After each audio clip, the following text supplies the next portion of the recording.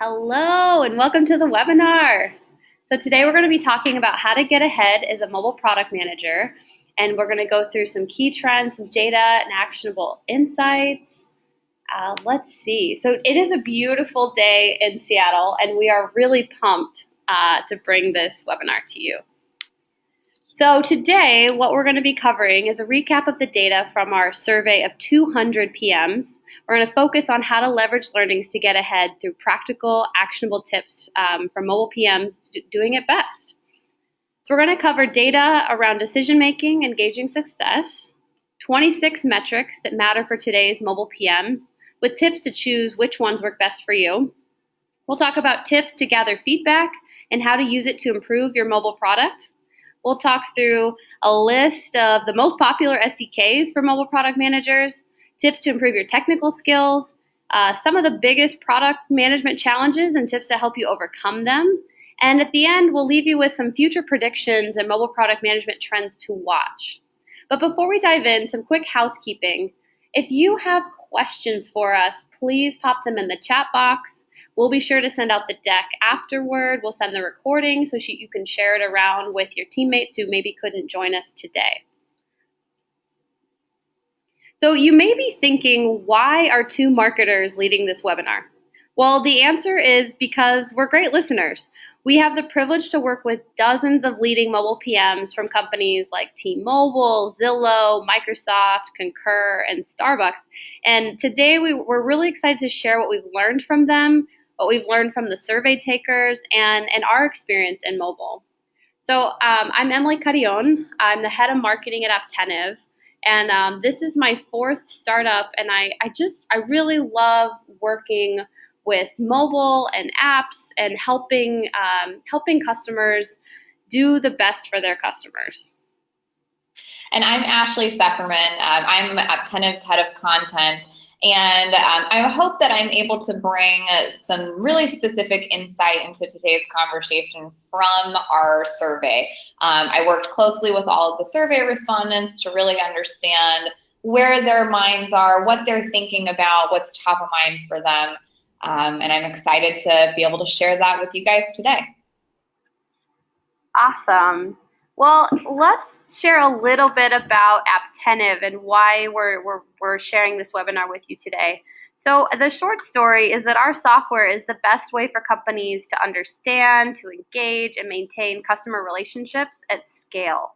We empower companies to interact intelligently with the right customers in the right place at the right time to ensure that the customer experience isn't disrupted.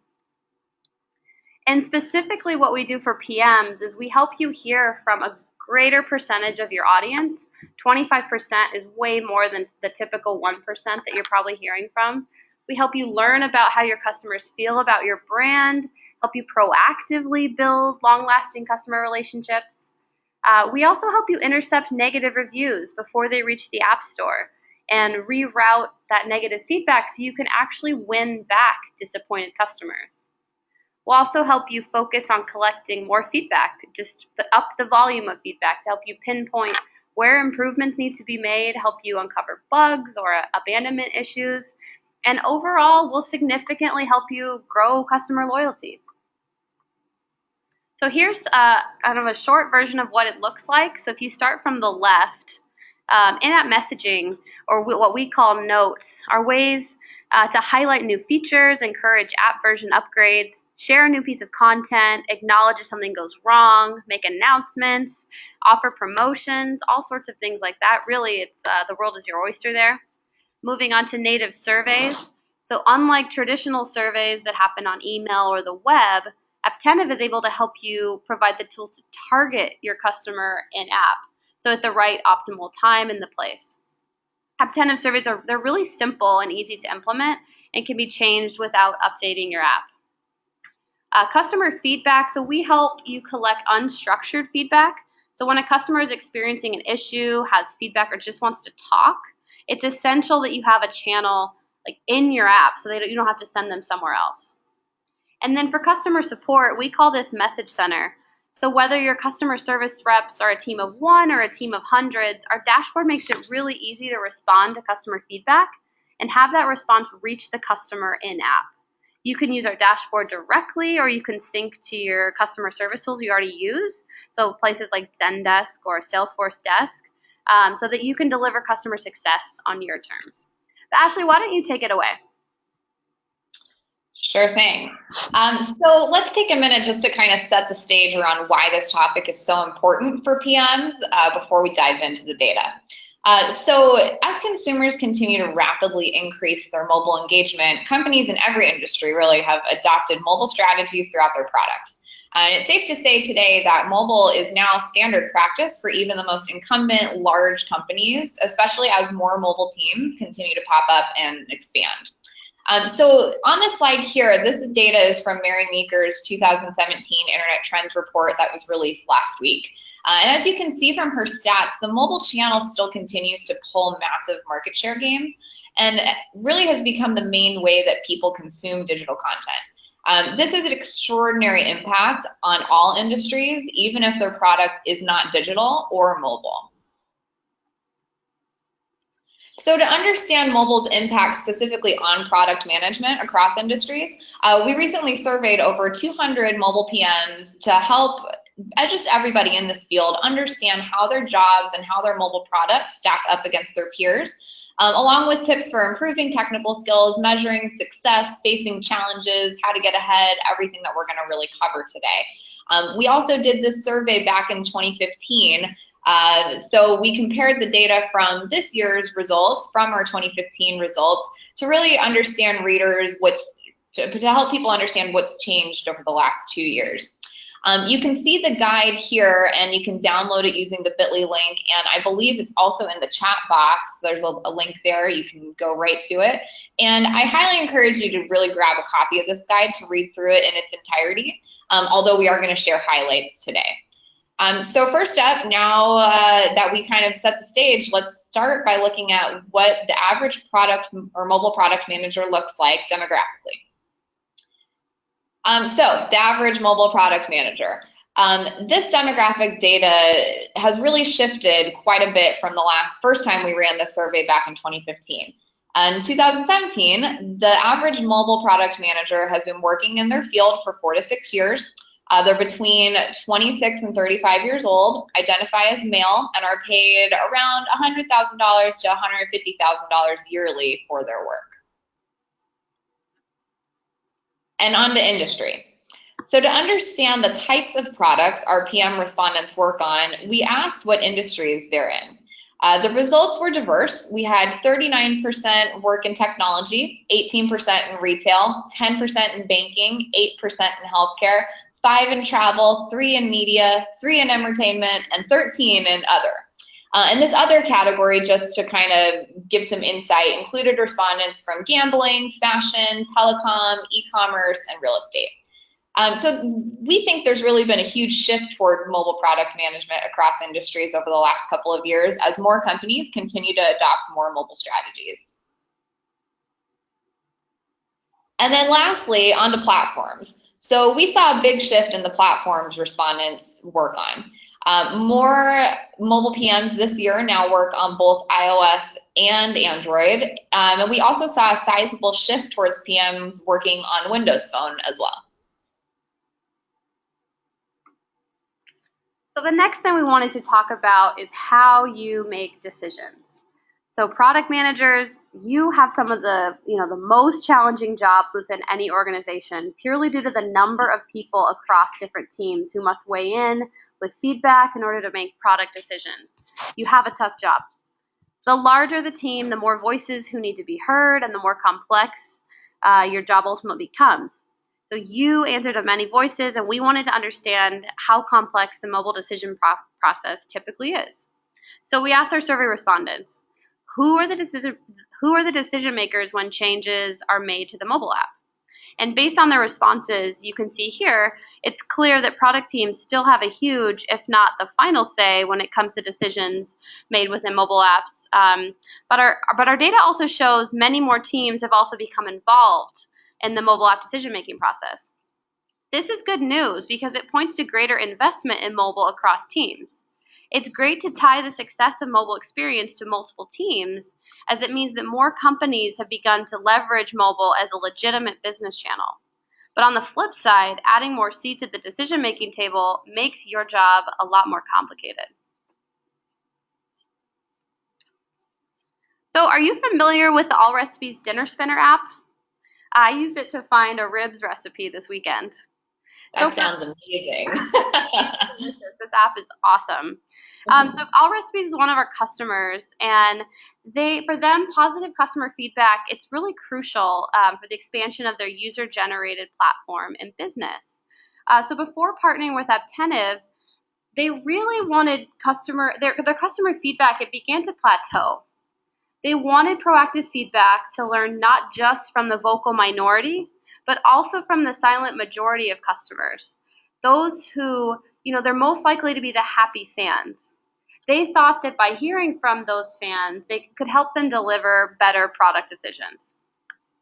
So they integrated Apptentive into their app, and they started by using what we call the love dialogue to help them gauge customer sentiment. So basically, this is that, you can see here, the "Do you love dinner spinner?" And it let them communicate with their customers at key moments within the app, moments where the customer is most likely to have a positive experience. And this allows them to gauge what customers thought about the app before asking for a rating or review. And then if customers have feedback, our message center made it really possible for them to get in touch with the All Recipes team to share their feedback in a constructive way. And as you can see from these stats here, they were able to receive a ton of customer feedback. 450,000 pieces of customer feedback.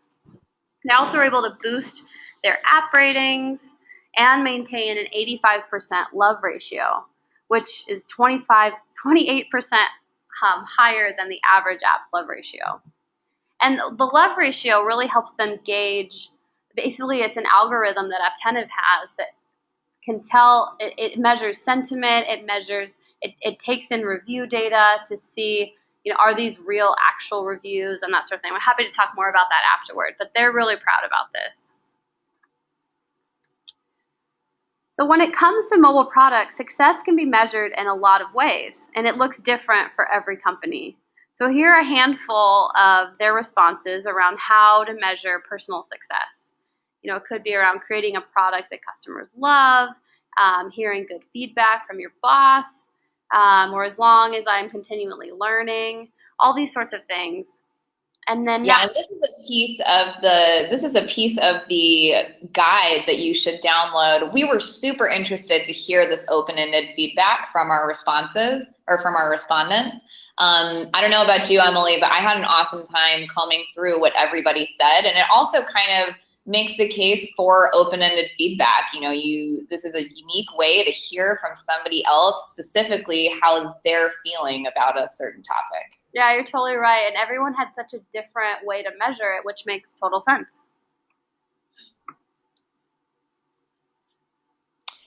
Great. So let's move on to metrics. Metrics. In most companies, success is definitely determined primarily based on data. And mobile PMs have a long list of metrics to pull from when determining the success of their products.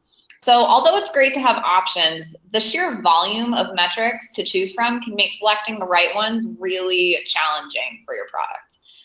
So to understand which metrics most mobile product managers care about, we asked respondents to tell us which ones were most important in their reporting process. And from this graph here, this is what they had to say. So looking at the results, active users, so DAU included here, downloads, time in app, ratings, visits, and in-app revenue were the most important metrics our respondents used in order to determine the success of their app. However, that only is skimming the surface, and there are plenty of other metrics to pull from to determine the true health of your mobile product.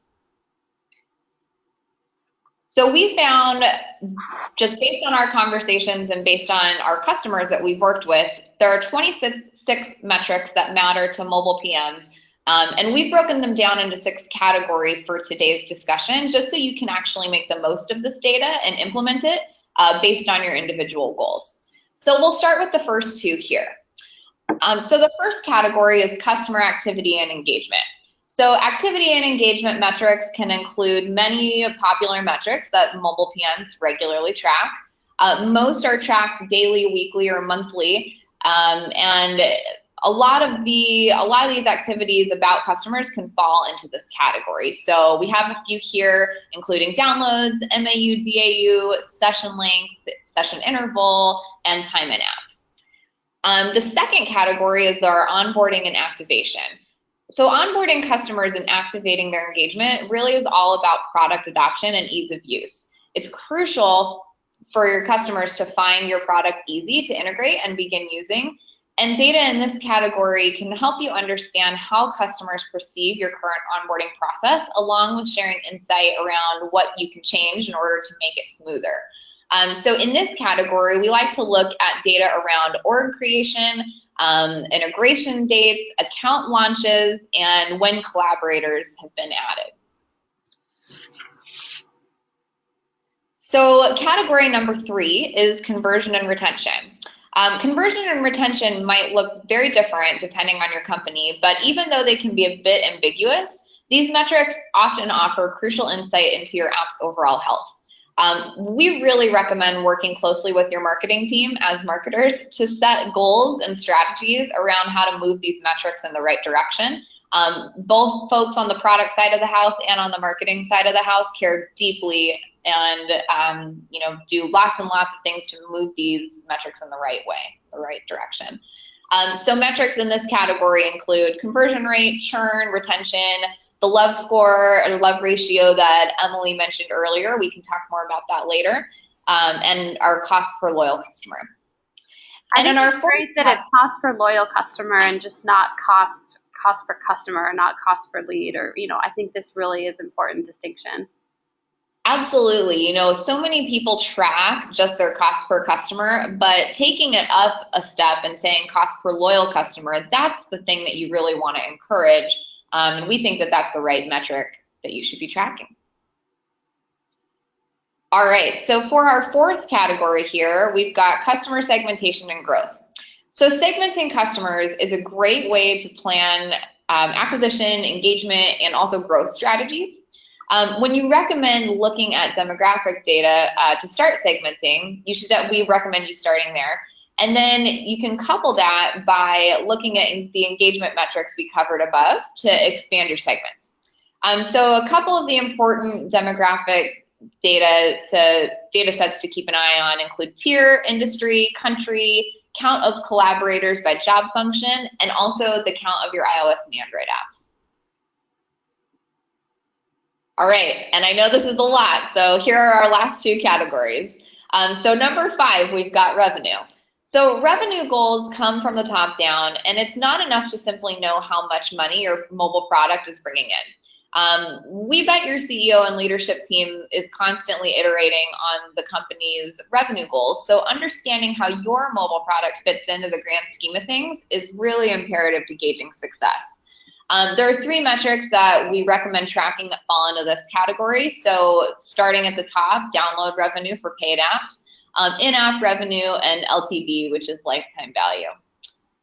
And then lastly, we've got team metrics. And with team metrics, it's really easy to only look at numbers when calculating success, but you really can't forget to look at your team's health to understand how the product is performing.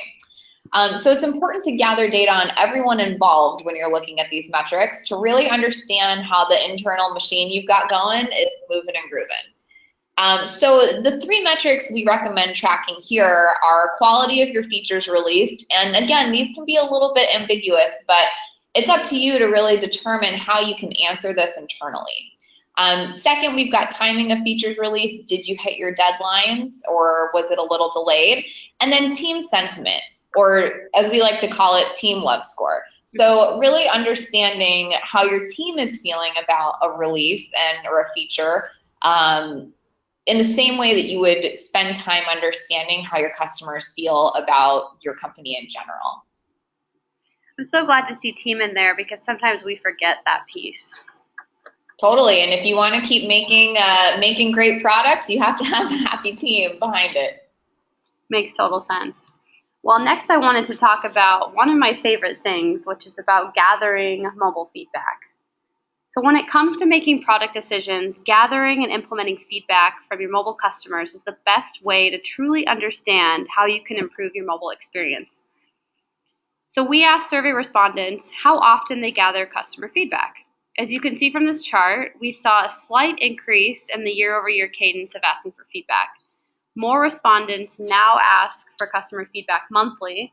So you can see it went from 31% compared to 19%. And they're asking more quarterly, so 17% compared to 8%. And daily actually went down. So it was at 22.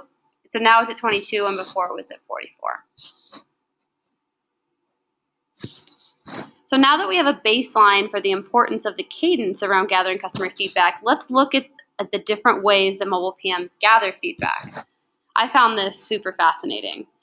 We asked respondents to weigh in on the different channels that they use to gather customer feedback, and user tests were the most popular medium at 67%, followed by market research at 48%, surveys, 44% for in-person, 41% more mobile, and they followed closely behind. We were surprised by some of our survey results, specifically around survey use. So for example, it takes much longer to conduct in-person surveys than it does to conduct mobile surveys, and yet 16% of respondents still leverage the in-person channel regularly. Also, email surveys are still heavily used, 33%, despite what I think we all know, that they're super low response rates. Additionally, a small handful of our respondents are not gathering customer feedback, which in our minds is total craziness.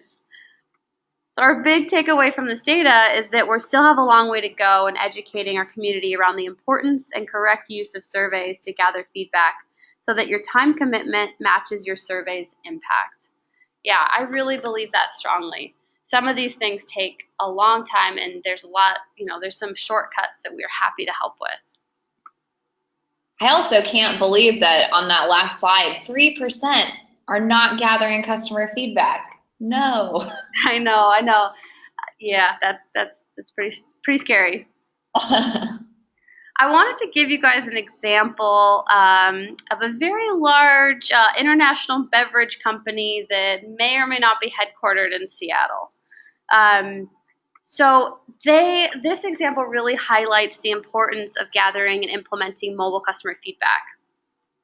So when Apptentive first started working with said coffee company, they had a really urgent need. A feature had been removed from the app that left customers upset, and the company's ratings had been reduced all the way down to 1 star, something they were not used to. And this led to also higher churn and a significant decrease in organic app installs. The product team's reason for leveraging Apptentive were threefold. 1, they needed a way to quickly capture actionable feedback in order to determine the next step to take on the product roadmap. 2, they needed a channel to listen to customers outside of the app stores. And 3, they needed a plan to improve the public image by quickly raising their app store ratings. So after they integrated our software, they began to proactively reach out to customers. They quickly located people who were unhappy and solicited their feedback using our in-app prompts and surveys. The product team at the company, they designed questions like, how can we make this better? Which of these features should we build next? They defined customer segments, and they collected results from customers who were using the app frequently. That was important. They wanted to talk to their power users. And then the prompts and surveys were optimized for the mobile experience and delivered an on-brand touch at every point of the customer journey. So within weeks, the team was able to collect 10,000 responses. Think of what you do with that much data, that much insight. And this revealed 2 clear features customers wanted improved. And then, we have some real-time reports that include custom data around the customer environment that we're able to provide them with a contextualized view of their survey results. With these reports, the mobile PM and broader mobile team were able to look at the customer feedback at scale, which helped them reevaluate the customer roadmap and get a clear picture of the customer experience. So once the originally removed feature was added back into the app, They reached back out to customers to understand whether or not they've got it right. And they got an additional 1,139 responses within the first week, which helped the team continuously validate the effectiveness of the feature. In the following months, the team was rewarded with an exceptionally vocal customer base and received over 14,000 ratings of the current version of their app and got them back up to 4.5 stars. So, wow, like this was big for them, and it gave them the ammunition they needed to speak up the chain and talk to the leadership team about what they were doing and how they could make a difference. So after listening to Emily go through that example, I hope it's abundantly clear that listening, and not only just listening, but implementing your customers' feedback can save you time and also help you build a better product. So no matter what stage you're in, we want to share 6 tips to help you collect better feedback. So let's just start at the top. So tip number 1 is meet the customer where they are. What this means is if your customer is using your mobile app, give them a way to provide you feedback directly from the app. Don't disrupt their experience by sending them out of the app to a web page or to email or to Twitter or to the App Store. You want to meet them where they are. So tip number 2 is be proactive, and that's what our customer did above. Soliciting feedback and proactively engaging and messaging your app's customers at an opportune time or at the right mobile moment is key. And you can show a message showing that you care about their experience and opinions. So even if the customer does not currently have any feedback, prompting still keeps your internal feedback loop top of mind with them. That way, the next time when they do have an issue with your app, they'll remember that they can communicate those issues directly with your team rather than the route of impersonal and indirect app store reviews. So again, that one-to-one personal communication is super important. Tip number 3 is similar. It's building a two-way feedback loop. So effective feedback loops really should be a frictionless part of your customer experience and designed in a way that resonates well with the needs of your mobile customers. So quick, non-intrusive, and definitely optimized for mobile screens. To think about what this would look like in action, consider how you, as a customer of apps, prefer communicating on mobile. I know if you're anything like me, you prefer texting to calling, you don't like writing out long responses on your device, you prefer to answer in shorthand, and you expect all of your requests on your time, so like survey requests, and you really expect everything to be cognizant of your time. You're busy, you've got stuff going on. So the result is a mobile optimized feedback loop and a communication channel specifically designed with your mobile customer in mind. These channels, often manifesting in feedback forms or in-app surveys or two-way messaging, can be built into any app or effortlessly integrated with your mobile communication or with a mobile communications tool. Hint, hint, like Apptentive. So tip number 4, responding to customer feedback. Once a customer does provide you with feedback, it's super important to let them know that it's valued. Customers should know that their feedback isn't going into a black hole. How many times have you done that, and how frustrating is it? I cannot even count the time. Yeah, no kidding. Yeah, so taking time to respond to each customer who leaves feedback is key. Regardless of whether the feedback is positive or negative, it's still a gift, and you need to give thanks for it. If your feedback, or if that feedback contains a suggestion or a bug report, let your customer know where the issue stands in your roadmap. And then once the issue's been fixed or the suggestion has been implemented, reach back out to inform them about their impact and to say thanks again. There's nothing better than really kind of seeing what you would like to suggest happen coming to life. Tip number 5 is asking for feedback. So use your app's feedback to continually improve your product, or I'm sorry, act on your feedback. I read that wrong. Customer feedback provides publishers with pre-validated ideas to fix or improve their apps. So these insights should inform your product roadmap, and they should rally your development team around one single point, which is your customer. And then lastly here is leverage customer engagement tools like Apptentive. Now is the time to start communicating with your customers where they are in your app. We already talked about that a bit. There are plenty of places to start, but no matter where you begin, we recommend thinking about your goals and how you can better engage and listen to your mobile customers. I definitely invite you to try out our customer communication tools like our message center, surveys, notes, and rating prompts like Emily talked about earlier, that are informed by the best lessons that we've learned in 6 years of helping some of the world's best brands collect actionable customer insights. Yeah, and if you do all this, what we've really seen is the loyalty and the retention and the love that customers will have for you, your brand, and your app really goes up pretty spectacularly. Absolutely. And then our last little point on this topic of gathering feedback are these types of communications and in-app surveys can really serve as a product roadmap insurance policy. The good news is that there are tools now that can help you get this feedback really quickly. And it really, like I mentioned, can act as an insurance policy for all of your product decisions within your mobile tool. So here you can see an email from one of our customers sharing how she spun up a survey in her app about product feedback. And within 24 hours, she had actionable answers to share with her leadership team. So she was grateful to have this validation, and her customers were grateful to share their opinions. It was a big win-win.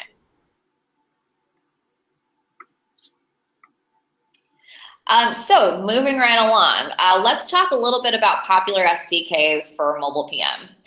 So a software development kit, or an SDK, I'm sure you all are familiar with the lingo, is a set of development tools that allow for easier creation of software packages within your mobile experience. There are endless SDKs mobile product managers can use to help them reach their goals, but we were curious about which ones were the most popular when we ran our survey. We asked our survey respondents to list the 5 SDKs they couldn't live without, and their responses were super vast. So below are the most popular responses from our survey broken down by category. We won't spend a whole lot of time on this slide, only because I really encourage you to download the guide. We've got links going to all of these different SDKs and more, just to help you find the right one that will help you meet your goals. And speaking of goals, we wanted to provide some tips around how to improve your technical skills. So mobile product managers have become more technical out of necessity. I'm sure this doesn't surprise any of you.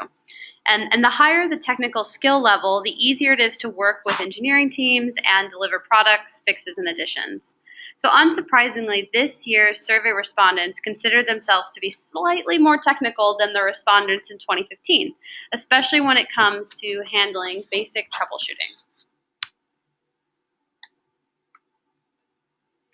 And to help you boost your own technical skills, we asked respondents what they turn to when they need to conquer a new technical problem. So here are 6 places for you to start, no matter what your skill level. So some of these might seem pretty obvious, but you want to read, so blogs, news, whatever you can get your hands on. You can take classes through Coursera or General Assembly. You can research and follow industry influencers. Twitter is one of my personal favorites. I create lists of people I admire in the industry and then follow them using Twitter lists. Another thing you can do is attend product-focused conferences. We'll tell you about the Customer Love Summit at the end of the webinar. You can also subscribe to mobile product management newsletters. We have one called Being Apptentive if you're interested. And this was fun. I hadn't heard of some of these podcasts, but some of the new product-focused podcasts are called, How I Built This Product, Product People, This is Product Management. I love podcasts to listen to on my commute and really make sure I'm staying ahead on what's coming out in the industry.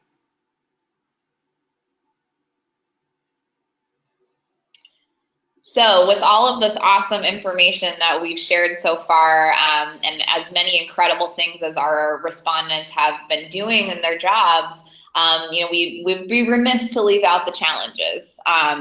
Between interfacing with multiple teams, coordinating release schedules, prioritizing customer happiness, driving your mobile product roadmap, messaging your product announcements, so many other activities. The list of your to-dos as a mobile product manager may seem endless. And what we really heard was that sometimes the job can feel like it's ever changing. So we asked our respondents to just open-ended, how do they describe their job? And as you can see from this word cloud of open-ended responses, mobile product management is nothing short of a challenge, no matter the industry you're working in. But we think with great challenge comes great opportunity, and most PMs really thrive on regularly taking on new tasks and solving difficult problems. And so I say that because in order to understand specific challenges and how to solve them, we also asked our survey respondents to weigh in on what their current big challenges were. And you can see the list. I apologize that it's a little bit small here in the deck, but we had a lot of responses around what's been tough. And topping the list was not having enough time in your day, not testing enough with users, having too many responsibilities, and having a small team. And so that said, we really were kind of floored by how many people were facing the same challenges, even though they were working in vastly different industries. Yeah, so we thought we'd speak to some of those challenges because, each of these challenges is valid and we can definitely empathize with you. The good news is that none of these challenges are unsolvable. There's no challenge too big, too small. And so here are some of the tips that we have. So the first one, like Ashley mentioned, was that I don't have enough time in my day. Man, I think we all can relate. I totally hear you. So we can't get more hours in the day. So how do we use the ones we have as efficiently as possible? One of the things we've actually done at Apptentive is we've created a no meetings Wednesday. I guess we're breaking out a little bit because we're doing a webinar on a Wednesday, but in general, we don't have any standing meetings on Wednesday so that folks can make sure they have that deep thinking time and the get shit done time, pardon my language. But there's a lot of things you can do, whether it's, chunking off meeting time, working in sprints, or finding that Tuesdays are better to work off site. There's lots of ways you can hack this, and Lifehacker, that the online pub, has some endless tips around this and experiments you can run with. The next thing Ashley said is we don't test with users enough. So what better time to start than now? If you're a PM, you're in a great place to suggest new types of user tests, and especially if you plan the strategy and goals ahead of time. Your mobile customers are the best focus group you can learn from. I want to reemphasize this. Your actual customers are the best focus group, and there are plenty of cheap, quick ways to give them a place to share their experience. Consider using in-app surveys. I think we've honed this a lot, but they're super easy to spin up and use to gather feedback. There's also, you can use that open-ended text box, or go meet your customers where you are. We've had some of our customers do very cool things around, if they have a retail app, asking people in store or triggering in-app questions they have directly where after the customer has used a specific feature they want feedback on. So there's all sorts of stuff you can do proactively and with sophisticated targeting. So another one is I have too many responsibilities.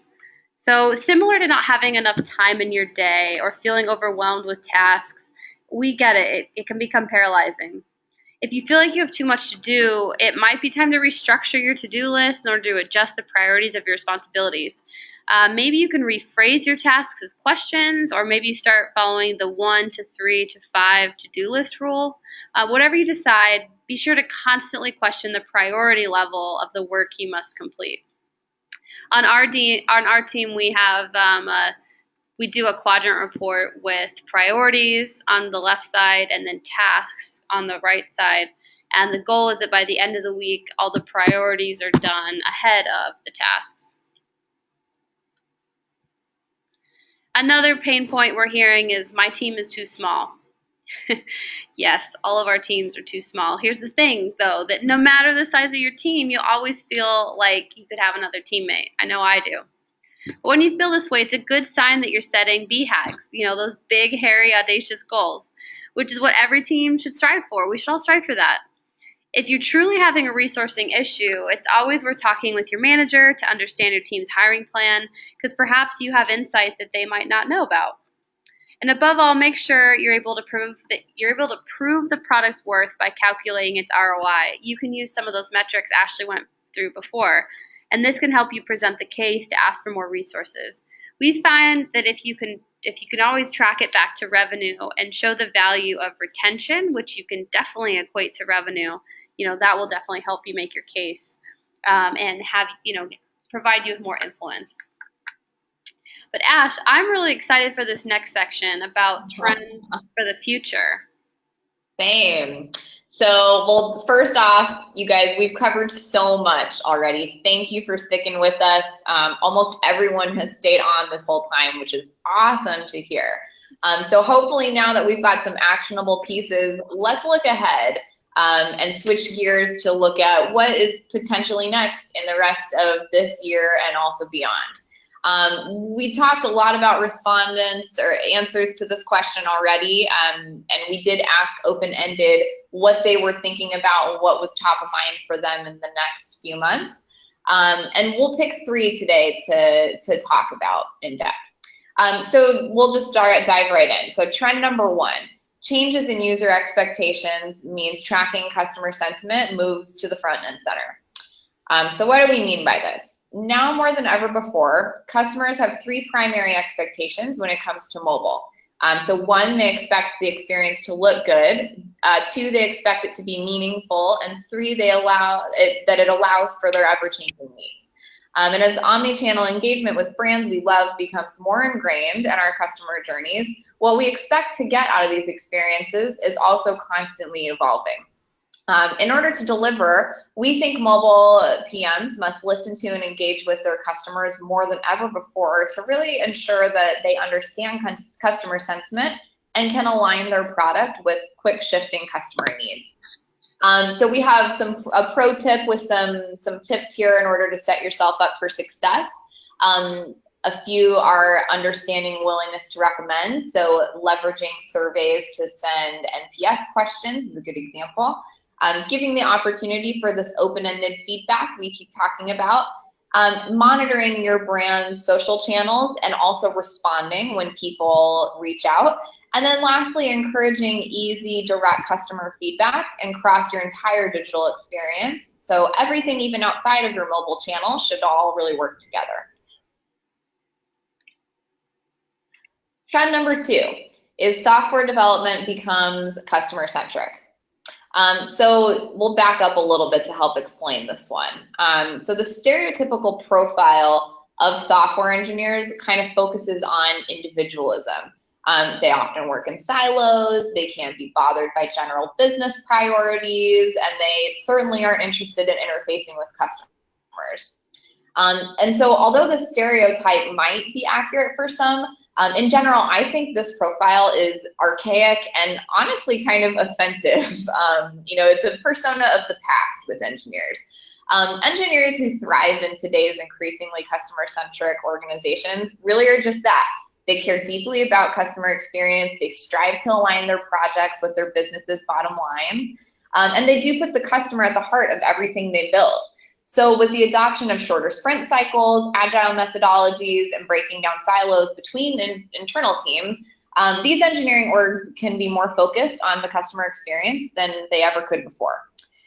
Building customer centricity from the product ground up is definitely a new best practice for this year and beyond. And like you can see in this pro tip here, Apptentive's engineering org has really set standards to put customers at the center and at the heart of their project queue. But it didn't happen overnight for us. It's taken us a while to get there. So you can follow some of these tips and best practices that helped us kind of shift in this direction, like allowing engineers to regularly share their projects so everyone kind of understands why this matters and how it matters for the customer. Shortening development cycles to 2-week sprints, or adding a hack week to your to-do list. So I know our engineers, they do hack week twice a year, and they work on any project that isn't in their current queue, so long as it's really still meant to delight and to serve our customers. And I think that they love that. So adding in those tips it can help you kind of bring that focus more towards center.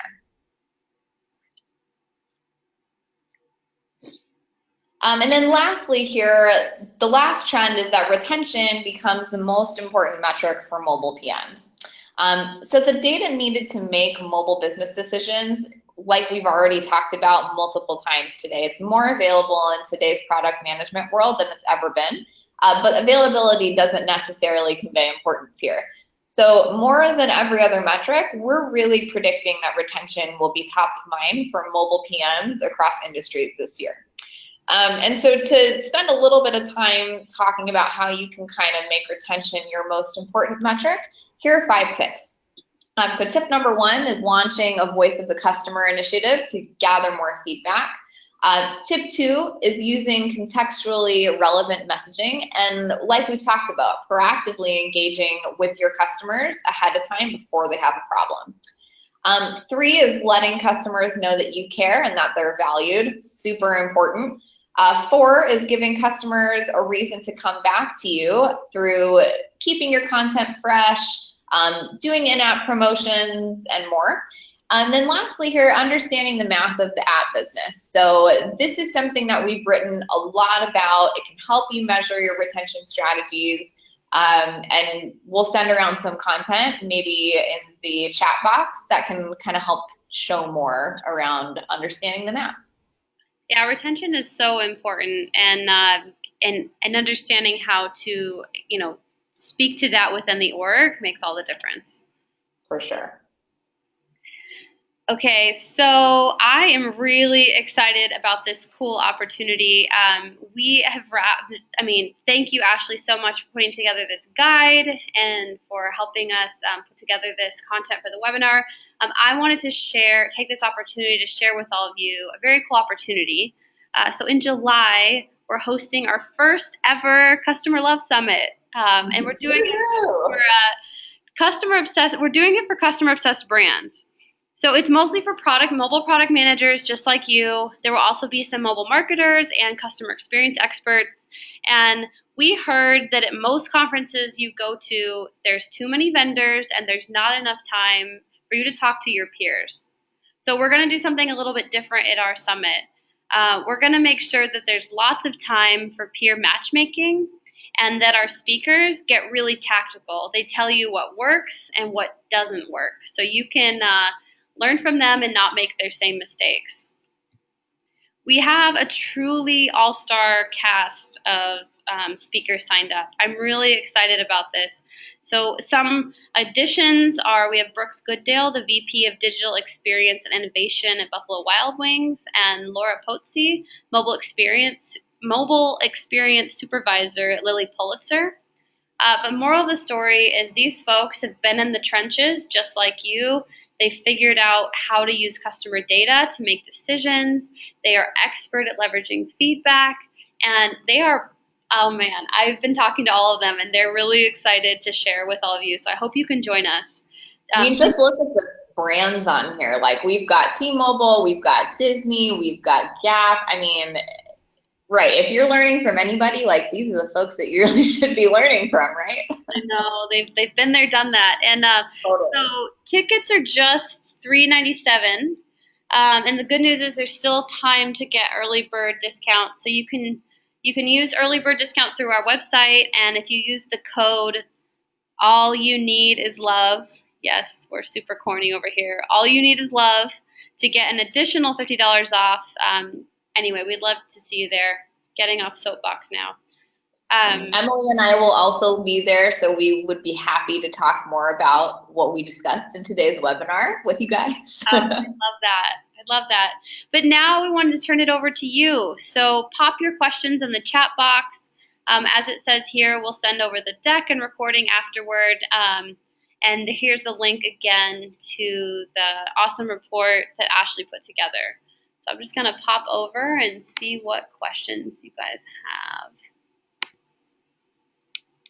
Okay, there's lots of questions. Great. So let's see. Okay, Ashley, why don't you take this one? So how do I choose the right metrics when there's so many? And maybe you could also speak to, like, I know some of our customers have put together like dashboards. So like what kind of stuff makes the metrics dashboard? Yeah, so great question. We covered 26 in our talk today. Obviously, not many teams, especially if you're running lean, are able to really regularly report accurately on 26 metrics. And honestly, you probably don't need them all. There's just so many ways, different ways to measure the same thing, that where you're going to find the most value is starting with your goals. So take your goal and then work backwards to try to understand how you can answer it from a data-driven perspective. So, for example, if you're looking at DAU versus MAU, for whatever your goal is, are you trying, does it make more sense to measure one over the other? Are both metrics able to tell you different things, and then potentially together able to give you a broader idea of how people are coming back and engaging with your product? It really just depends. There's really no one way to answer it. So my biggest piece of advice here is to start with your goals, ask questions, phrase all of these little conversations you're gonna have, phrase them in the form of a question, and then in order to answer that question, then you can pull the metrics in that are going to help support it. Yeah, that's great. There's a question in here about, is there a demo app, an environment where we could play with the solution to see how it works?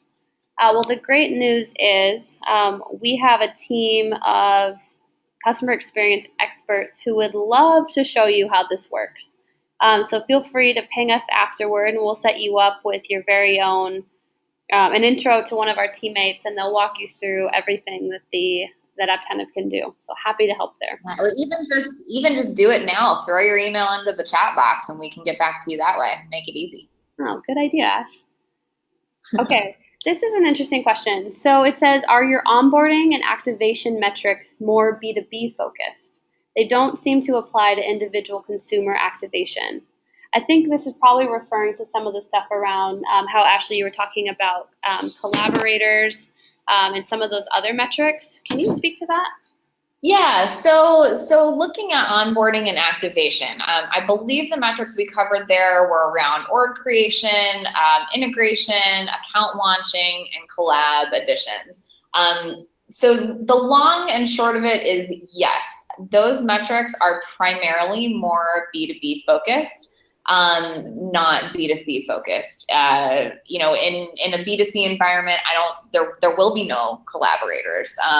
Account launch might exist. So I guess some of them can be used B2B, or all of them can be used B2B, some of them can be used C2C. So like, we'll take account launch, for example. Maybe it's not necessarily a launch date, but maybe you consider launch when somebody actually begins using the product after they sign up.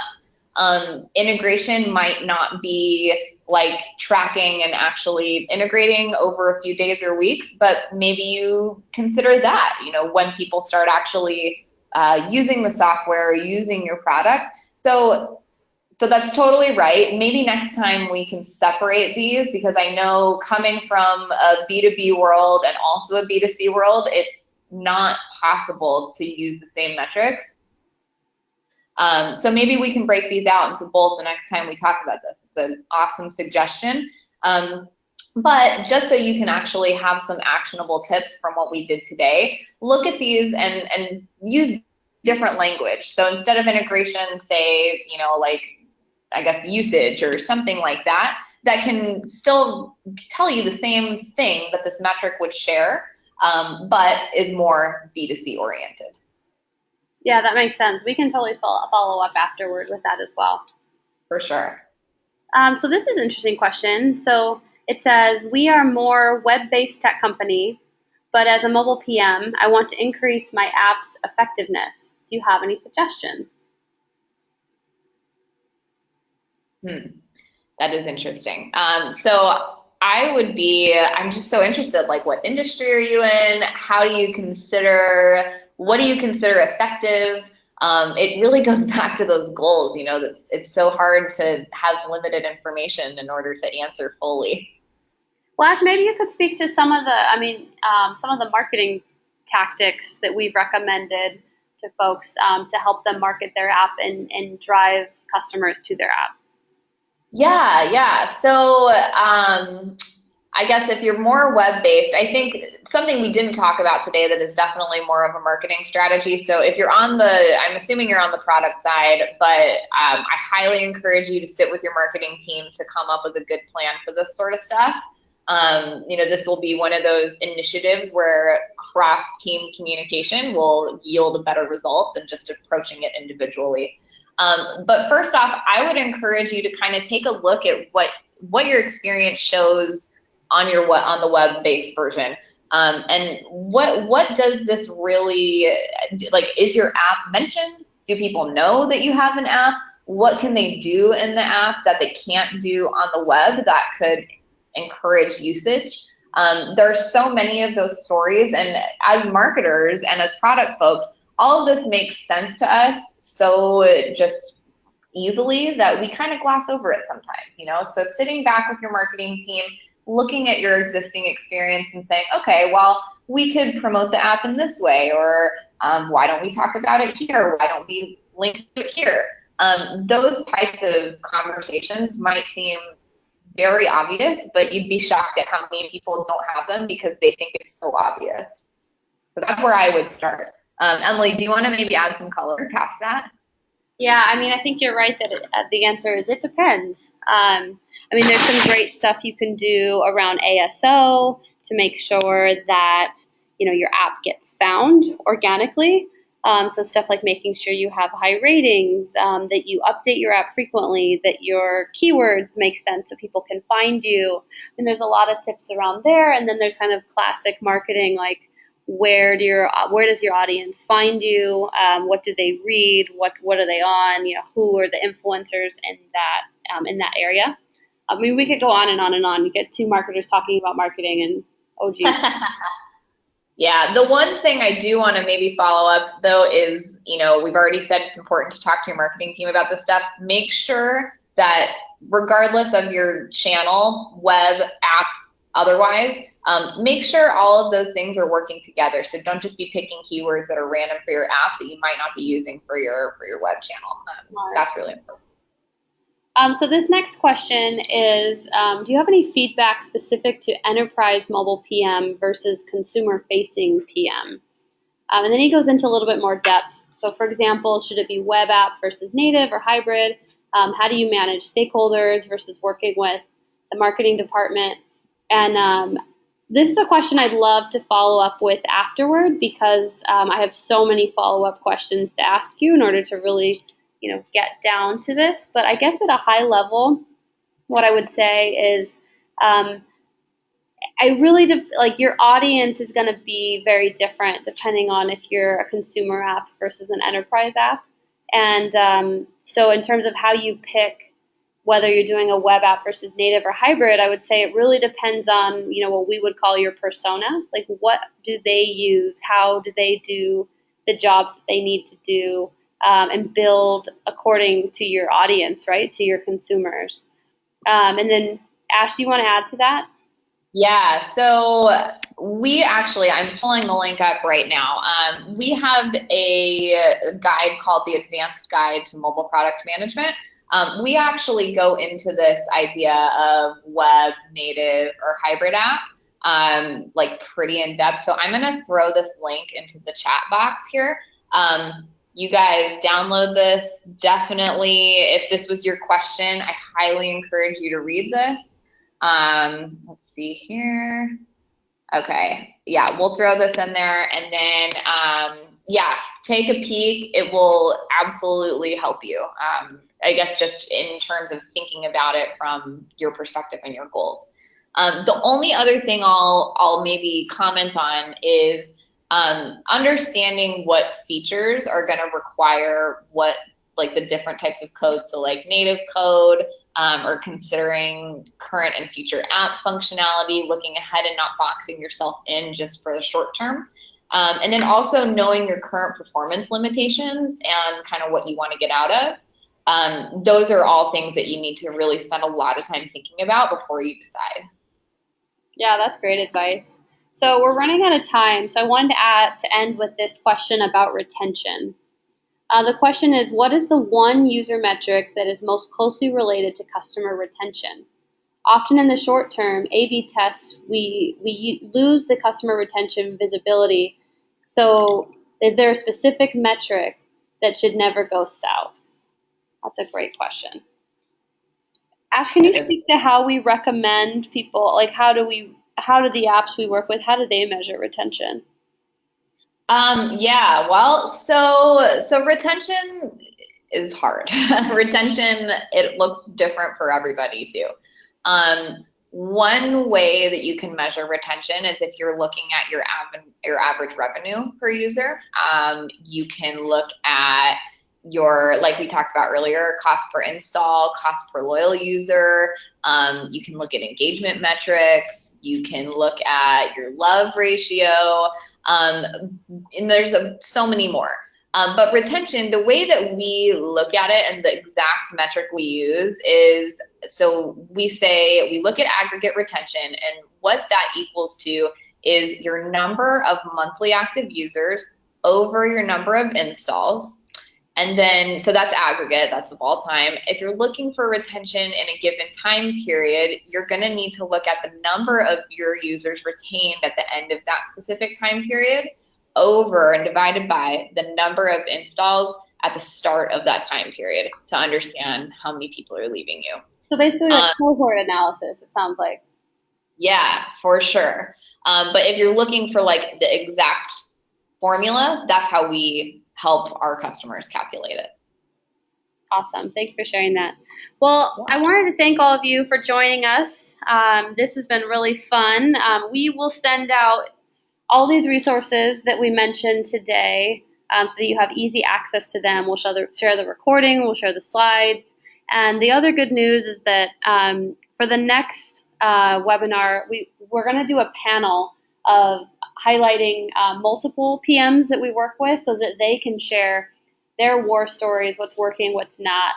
So we give you the data version, and then they'll give you the in the trenches version. And we'll probably do that in about a month or so.